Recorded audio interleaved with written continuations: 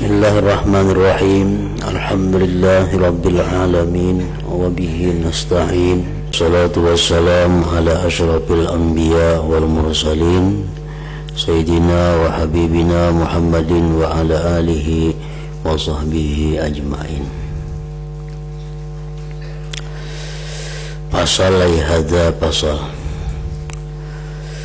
Ringkasnya,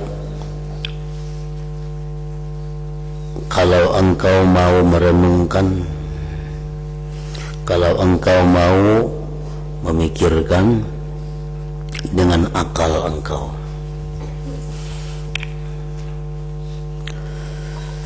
maka engkau mengetahui bahwa dunia itu tidak bakal kekal,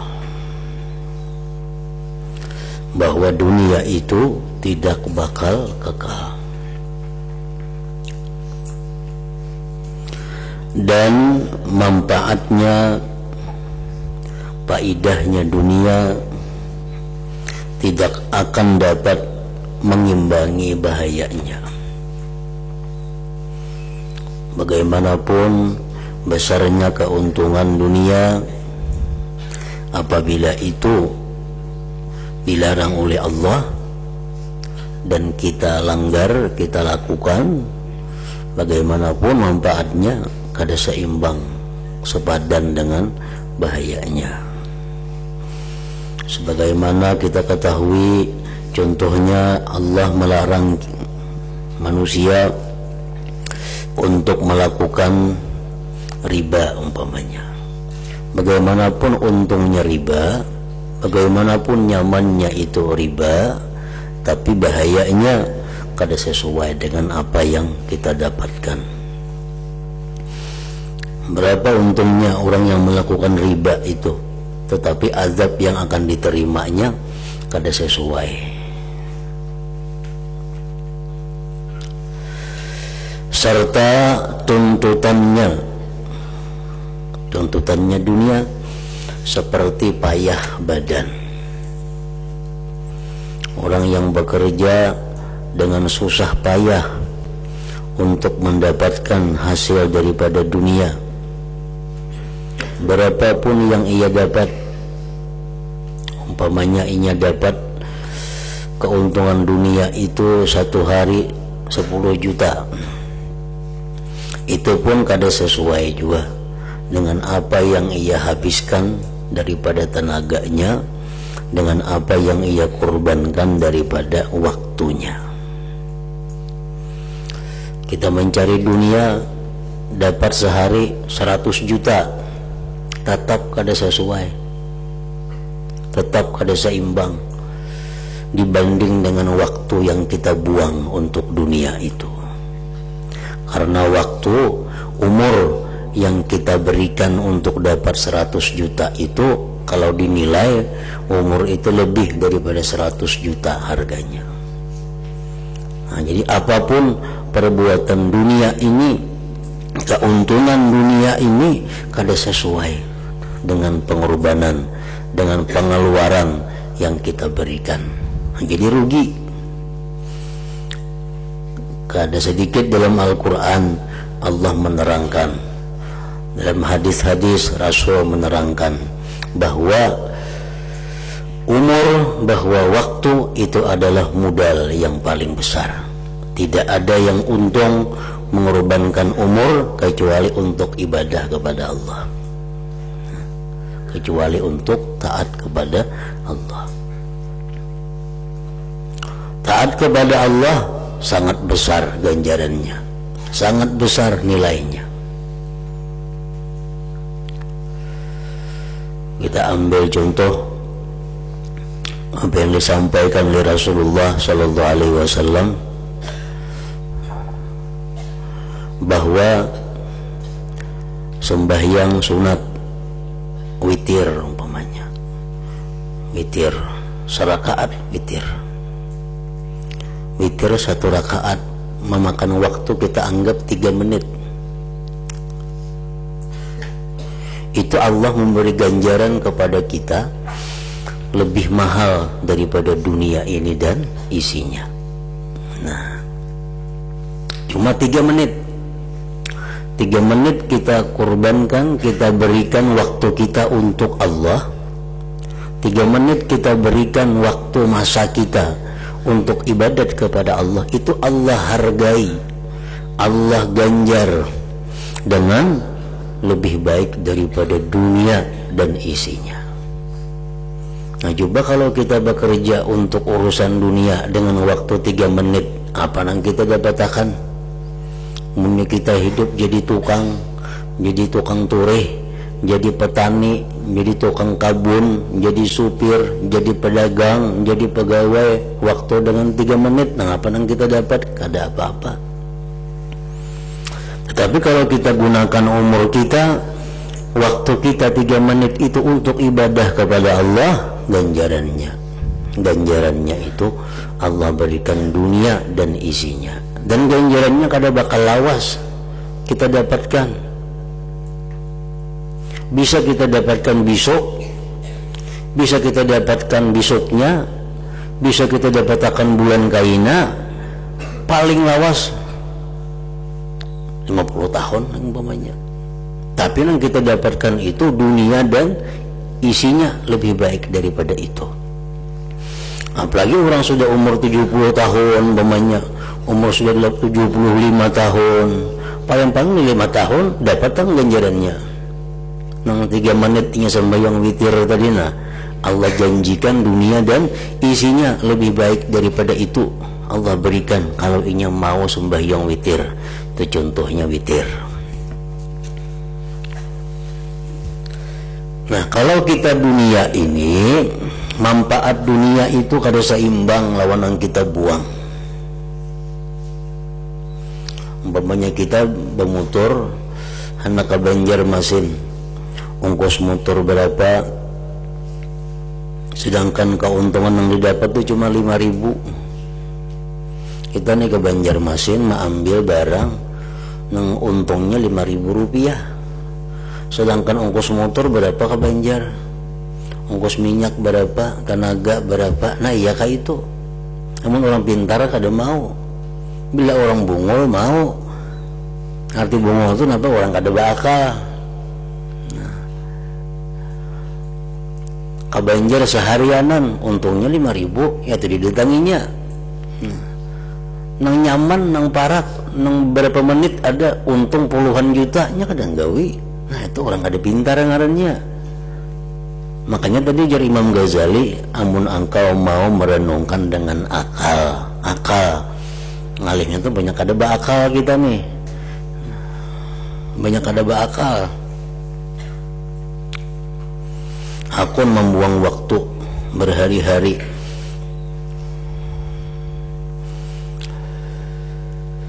dan manfaatnya tidak akan dapat mengimbangi bahayanya serta tuntutannya. Dunia ini seperti payah badan. Sembahyang sunat subuh 2 rakaat lapah lah, kada lapah. Sunat subuh itu 2 rakaat, paling 3 menit 4 menit tuntung 2 rakaat sunat subuh. Tapi kaina Allah mengganjar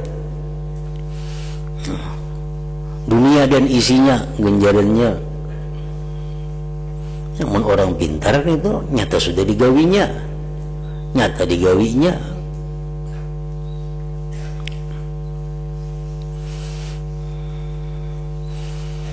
Menjanjikan ini Allah dan Rasul, kada betah ingkar janji.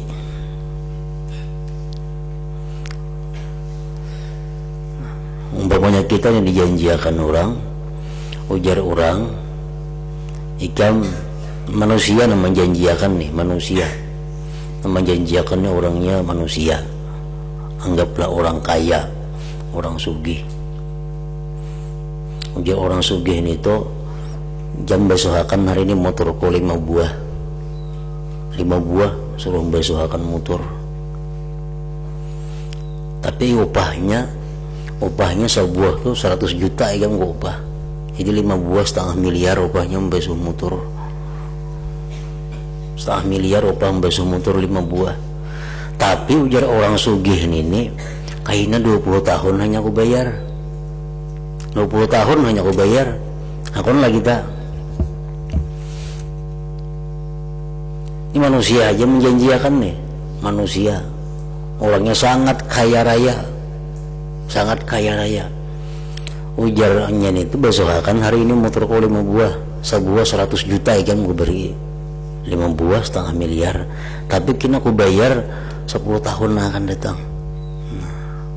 Mau kita menggawin itu, jangan 100 juta yang bisa mau. Nah itu hanya manusia yang menjanjikan. Dan 5 buah motor yang dibasuh saling lapahan, 10 tahun lagi pulangnya dibayar. Tawarakan aja menyem itu banyak nah hakun. Yang tua-tua kan bisa hakun. Yang sudah umur 60 itu bisa hakun basuh motor 5 buah sehari. Segan anak ini duitnya gula aku mati segan cucu. Nah itu manusia menjanjikan. Tapi kalau Allah dan Rasulnya menjanjikan sembahyang itu 2 rakaat saja, nilainya kadang kalau dihitung miliar lagi, dan sewaktu-waktu bisa isuk bisa kita ambil.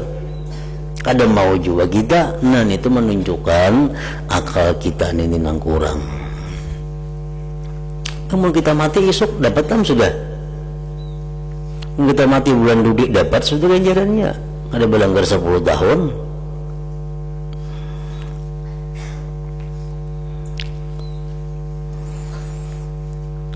Nah, orang menuntut ilmu setiap huruf nang inya baca, huruf lain lambar, setiap huruf yang kita baca nih, kita menuntut ilmu itu dinilai pahala 10 oleh Allah. 10 pahala. 10 pahala itu kadang kalau dinilai lawan duitnya berapa? 10 juta kali cukup bayar 10 juta. 10 huruf yang kita baca, 10 huruf yang kita lihat daripada ilmu agama nih, itu diganjar oleh Allah 10 kebaikan. Bisa 10 bidadari, bisa.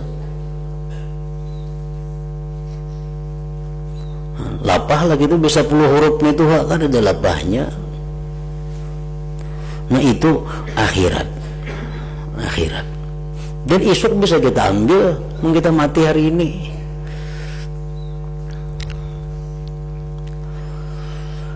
Berbeda berlainan dengan dunia tadi.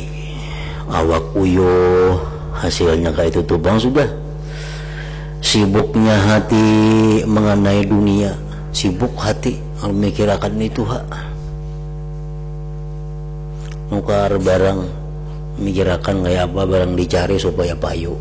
Pilih ini, pilih itu, pilih ini kada payu dijual, ini nang payu nang kayak ini. Sibuk hati. Rahatan nukar barang sembayang nang kada husu kada kawa husu. Mikirkan barang nang pajang ditukar nang kayak apa barangnya. Kayaknya nukar barang sampai kayak apa pulang cara menjualnya, payu juga kah ini, untung juga kah ini. Sibuk hati mengenai dunia. Nah itu di dalam dunia. Di akhirat kayaknya siksa yang pedih. Siksa yang pedih. Awak sudah uyuh dalam dunia, untungnya kada seberapa. Di akhirat kayaknya disiksa pulang. Kenapa disiksa? Karena waktu mencari dunia tadi banyak melanggar hukum-hukum Allah. Sekurang-kurangnya banyak melanggar nang dianjurkan Allah, nang sunat-sunatnya. Hisab yang lama di akhirat lawas dihitung, mahadang giliran. Hisab yang lama di akhirat yang tidak akan tertanggungkan olehmu. Berapa miliar manusia tak kumpul di padang mahsyar itu. Dihisab tunggaikungan, dihitung. Mahadangin itu pun saling lawasan. Kada ada orang berjual napa-napa. Sagan makan minum, menyayan berjual duitnya kada ada jual besango. Banyak manusia di akhirat itu dijelaskan, sudah aku berikan neraka mati kalau lawasan mahadangin ini. Nah banyak nangka itu. Mahadangi lawas giliran sedang dihisab. Amun dihisab kalau ditantu juga selamat juga. Banyak sudah putus asa. Dia sudah kan neraka mati pada dihisab lagi gin. Nah banyak kayak itu manusia di akhirat tuh. Daripada saking huru haranya menunggu giliran itu. Hanya menunggu gilirannya sudah lapah. Maka apabila engkau telah mengetahui semua itu, tentu engkau zuhud kepada kelebihan dunia. Kelebihannya ini yang maulah kita masalah itu yang kelebihan dunia, sehingga engkau tidak mau mengambilnya. Kalau kita tahu risikonya, kita kadang mengambil yang lebihan itu, kecuali apa yang diperlukan untuk beribadah kepada Tuhan engkau. Nah, dunia harta benda yang kita bisa menggunakan untuk ibadah, nah itu aja yang untung, itu aja yang bisa kita ambil. Lain pada itu, dunia ini menyusahkan, baik kita sebelum mati, apalagi sesudah mati. Jadi kita mesti mempelajari kayak apa dunia ini supaya jadi ibadah. Kayak apa dunia yang kita diberikan Allah nih supaya menjadi ibadah semuaan. Kita itu perlu belajar. Pakaian yang kita pakai supaya jadi ibadah, rumah yang kita diami supaya jadi ibadah, kendaraan yang kita tunggangi supaya jadi ibadah, semuaan jadi ibadah. Nah itu bermanfaat dunianya, itu selamat. Yang celaka itu dunia banyak diisi tapi kadang untuk ibadah, apalagi digunakan untuk maksiat. Nah ini lapah lagi.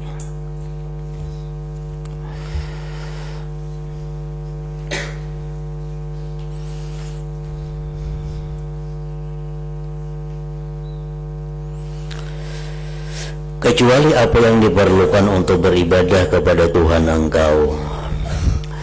Juga engkau meninggalkan bernikmat-nikmat dan berlezat-lezat. Nah, kita berlezat-lezat, bernikmat-nikmat jangan dengan dunia. Jangan apa-apa yang ada di dunia ini adalah merupakan satu kenikmatan. Kita akan jadi orang yang beruntung kalau kita sudah menganggap kenikmatan itu pada waktu ibadah. Pada waktu ibadah. Bila kita menganggap bahwa lezatnya kita, nikmatnya kita saat kita ibadah, nah itu kita pacang mantap tuh. Itu nang hebat. Buktinya apa? Buktinya, apakah kita ini sudah lezat dengan ibadah kita, sudah nikmat dengan ibadah kita? Apakah bujur kita menjadikan kenikmatan itu dalam ibadah? Nah buktinya, nyamannya kita guring tuh kayak apa? Guring tuh nyaman. Nyamannya berkumpul orang-orang yang disayangi itu kayak apa? Tapi begitu Allah memanggil melalui suara muazzin, tinggalkan semuaan itu. Kita lebih nyaman menghadap Allah. Nah, ini bukti bahwa kita mendapatkan kenikmatan dalam ibadah. Kayak apa aja nyamannya makanan, kayak apa aja nyamannya pakaian, kayak apa aja hebatnya kendaraan. Tapi bila itu sudah bertentangan dengan ibadah, kita tinggalkan, kita mengutamakan ibadah. Nah itu tanda-tanda kita akan mendapatkan nikmat dalam ibadah. Kita akan mendapatkan kelezatan dalam ibadah. Hendak mengetahui kayak apa diri kita dikubur, nyaman kadanya. Kayak apa hendak mengetahui diri kita nyaman kadanya di padang mahsyar, lihati ibadah kita wahini. Bila kita nyaman ibadah, nyaman tuh dikubur kena. Bila kita bapaksaan beribadah, bapaksaan juga kena dikubur itu. Nah karena ibadah itu cermin daripada hari akhirat. Orang yang nyaman sembahyang, nyaman berzikir, nyaman menuntut ilmu, tuh dikubur pacang kayak itu juga ini nyaman juga kena. Di padang mahsyar bakal nyaman juga.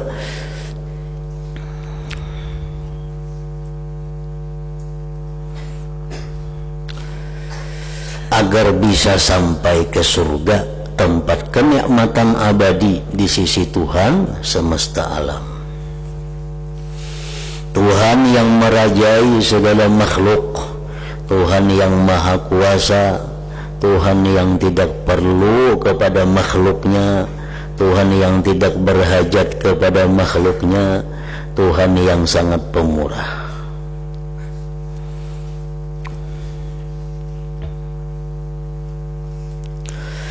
Dan engkau tahu bahwa masyarakat itu tidaklah memenuhi janji mereka.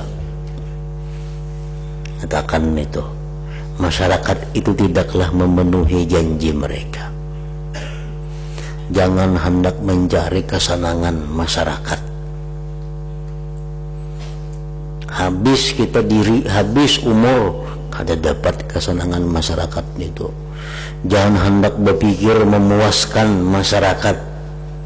Jangan hendak berpikir menyenangkan masyarakat, sehingga hukum-hukum Allah jadi disampingkan. Jangan. Karena masyarakat itu kadang akan memenuhi janjinya.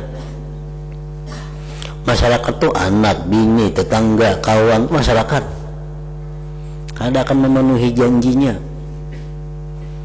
Masyarakat yang berpada sayang lawan kita, yang berpada cinta lawan kita, kita mati tinggalkannya juga, tinggalkannya.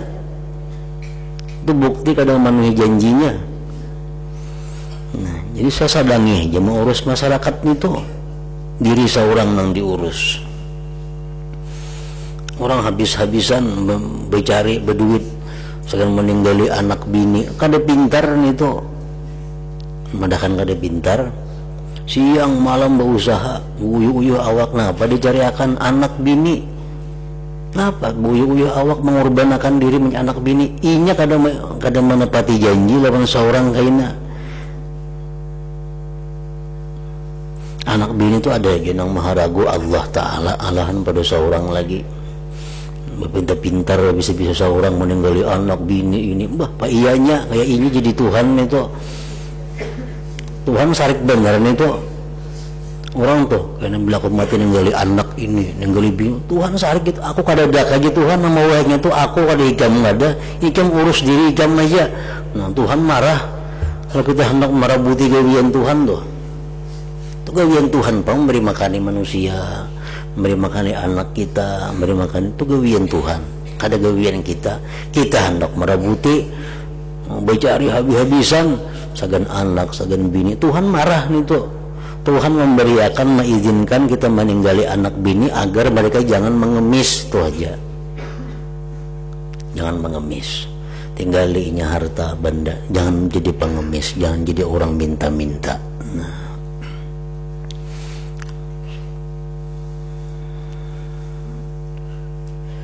Jadi masyarakat bukan artinya orang lain, anak, bini, tetangga, keluarga itu masyarakat.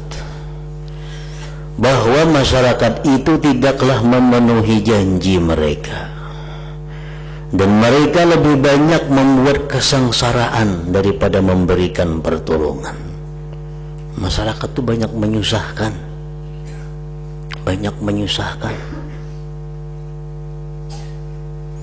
daripada memberikan pertolongan terhadap apa yang menjadi perhatian engkau, yakni kehendak beribadah kepada Allah Ta'ala. Jadi masyarakat ini lebih banyak mengganggu untuk ibadah kita daripada menolong. Janganlah engkau bercampur gaul dengan masyarakat kecuali dalam hal yang ada hubungan dengan kewajiban anda. Ayo kita bergaul masyarakat sekedar kita menunaikan kewajiban kita, karena mereka ada punya hak pada diri kita. Jangan jauh putus sama sekali lawan masyarakat. Bergaullah tapi sekedar mereka dapat hak pada kita. Jangan sampai kita mengorbankan segala-galanya untuk masyarakat, nah itu yang salah. Ambillah manfaat apa yang menjadi kebaikan engkau dari mereka. Ambillah manfaat apa yang menjadi kebaikan engkau dari mereka. Nah, waktu kita berkumpul dengan masyarakat, senangkanlah mereka, gembirakanlah hati mereka, tuh dapat pahala. Pahala yang kada terkira, memasukkan kegembiraan kepada hati orang yang beriman. Dan jauhilah apa yang merugikan engkau, Bila dalam pergaulan itu kepada masyarakat tadi sudah timbul hal-hal yang merugikan iman kita, merugikan diri kita, nah tinggalkanlah. Carilah teman yang tidak merugikan engkau, cari kawan yang kada merugikan, dan engkau tidak akan menyesal telah melayaninya, yaitu Allah Subhanahu wa ta'ala. Kita kada akan pernah menyesal bila melayani Allah. Tapi kalau kita melayani orang lain, kita bisa menyesal. Carilah teman yang tidak merugikan engkau, dan engkau tidak akan menyesal telah melayaninya, yaitu Allah. Tentramkanlah hati engkau dengan kitabnya Al-Quran. Kalau hati kita sedang kada nyaman, hati kita sedang gelisah, ambil kitab Allah Al-Quran. Kalau kada paham Al-Quran, cari orang-orang yang paham Al-Quran, dekatlah dengan mereka, berparaklah dengan mereka, niscaya akan ada ketentraman di hati. Kalau kita kada bisa tentram dengan Al-Quran karena kita kada mengerti Quran ini cuma apa artinya, cari orang-orang yang paham Al-Quran, cari orang-orang yang dekat dengan Al-Quran, berparaklah lawan mereka itu, niscaya kita akan dapat ketentraman juga.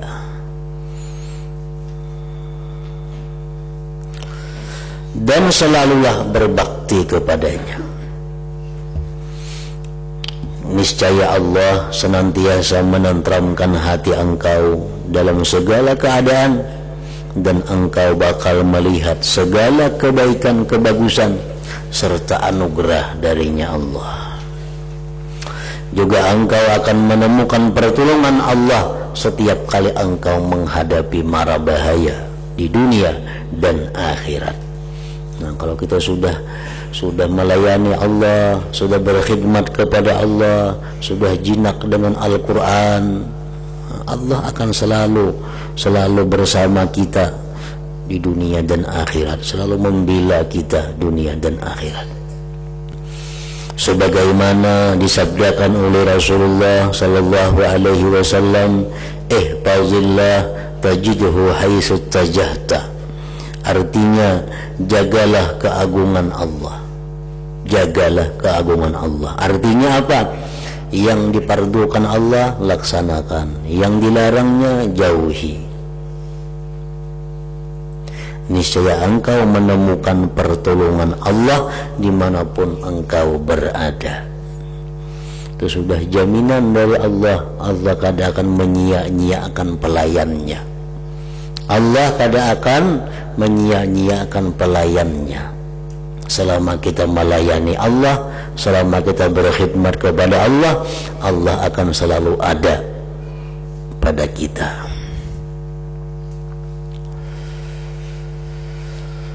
Engkau mengetahui pula bahwa syaitan itu makhluk yang paling jelek, makhluk yang paling jahat, itu syaitan. Syaitan diciptakan oleh Allah untuk mengganggu manusia, menghalangi manusia, agar manusia itu bisa waspada, agar manusia mendapat pahala yang banyak karena memerangi syaitan itu. Syaitan selalu siap memusuhi Anda. Dan syaitan ini banyak mempunyai pasukan tentara. Kada sedikit tentara-tentara syaitan bertebaran di mana-mana, termasuk di rumah kita.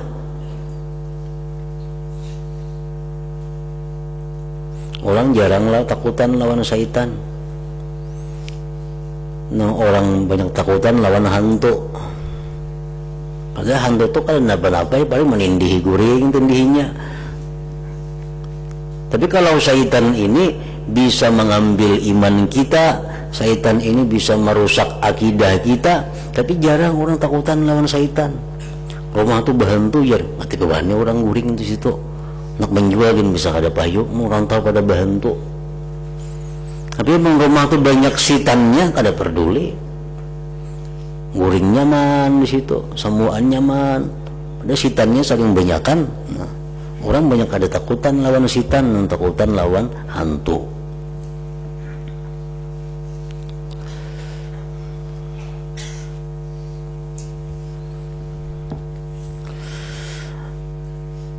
Bahwa syaitan itu makhluk yang paling jelek. Syaitan selalu siap memusuhi Anda 24 jam kada perai.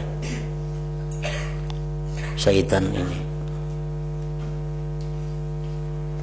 Karena itu lindungilah diri engkau, lindungkanlah diri engkau kepada Tuhan engkau yang maha kuasa.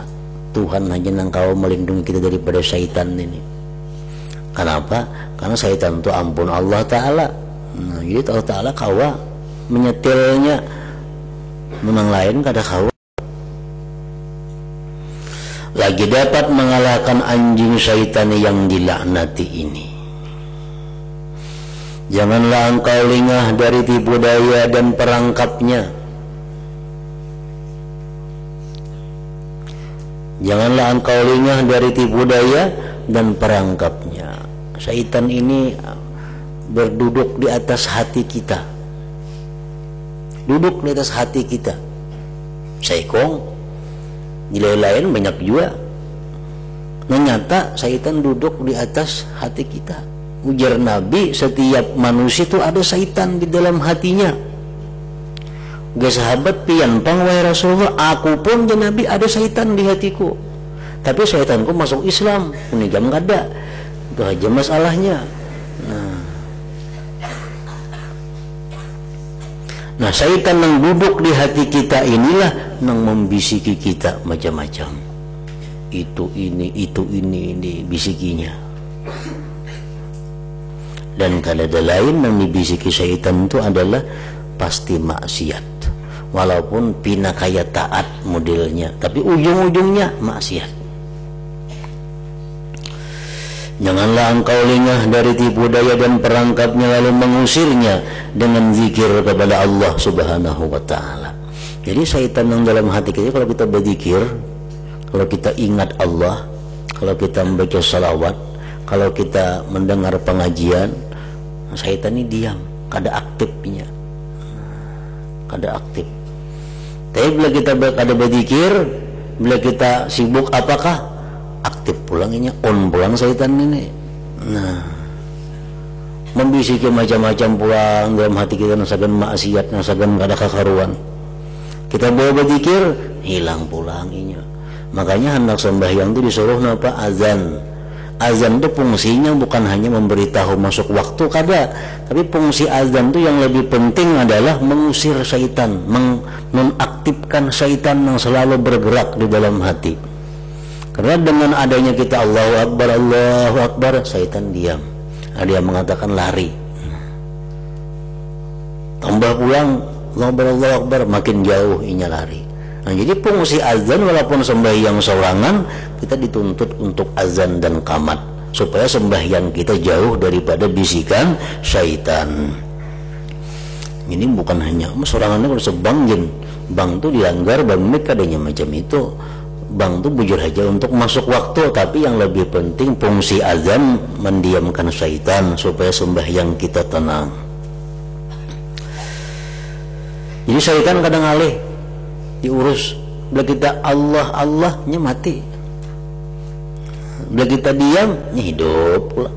Nah, jadi kalau hendak syaitan kan itu ada terlalu sulit. Lalu mengusirnya dengan zikir kepada Allah Subhanahu wa ta'ala. Janganlah Anda memperdulikannya, jangan terlalu risau lawan syaitan. Dalam hati kita ada bisikan untuk maksiat, hendak itu maksiat nih, ucapakan Allah berapa kali? 66 kali. Kita ini hendak maksiat atau hendak bagawi yang gak ada manfaatnya. Hendak maksiat itu bujukan syaitan, hendak berbuat yang gak ada manfaat, membuang-buang duit kata kakaruan, nah itu bujukan syaitan. bahwa berzikir Allah Allah Allah Allah Allah Allah dalam hati aja 66 kali. Bakurang kada kehendak maksiat tadi, bakurang kada kehendak berremian tadi. Bila kada bakurang berarti lain syaitan yang tadi hendak, bisa nafsu, bisa nafsu. Kalau dari syaitan kehendak itu bisikan tadi mesti mundurnya lawan 66 kali Allah itu.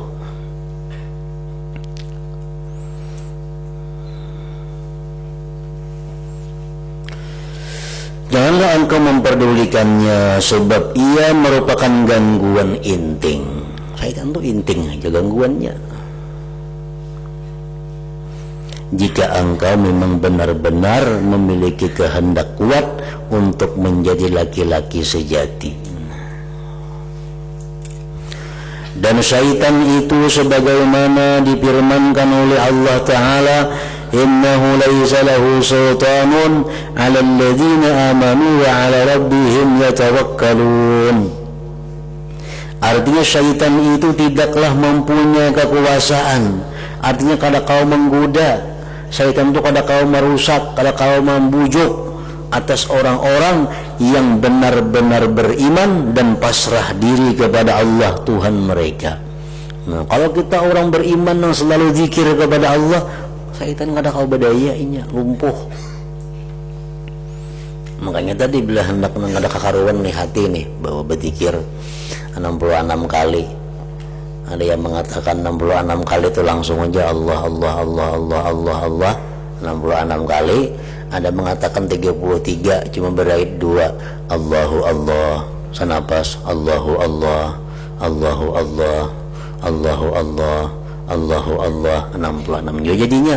Cuma 33 aja berait 2 Allahu Allah sanapas sanapas sanapas. Nah itu syaitan kayak apa jaharatnya mundur dapatnya itu.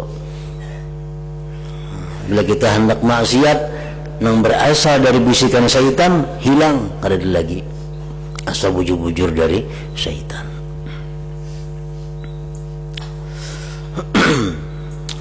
Betul sekali perkataan Abu Hazim ketika berkata, apa dunia itu, apa iblis itu.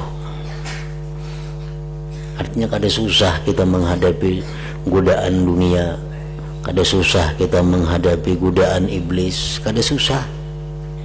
Adapun dunia, apa yang telah lewat adalah bagaikan mimpi. Nang nyaman hari semalam, kada terasa lagi hari ini. Jangankan nang semalam, nang malam tadi, bisukan tadi, kada terasa lagi sudah ini nyamannya. Dan apa yang tinggal hanyalah lamunan. Sedangkan syaitan, maka demi Allah, ia dituruti kehendaknya tetapi tidak bermanfaat, dan ditantang tapi tidak membahayakan. Nah, syaitan itu kan apa-apanya dituruti bisikannya gak ada manfaatnya, kita tantang bang kan membahayakan kita. Nah jadi untuk melumpuhkan syaitan kada ada lain pada kembali kepada Allah yang menciptakan syaitan itu. Allah yang akan melindungi diri kita daripada godaan dan bujukannya. Nah gitu. Adapun tahu akan kebuduhan nafsu.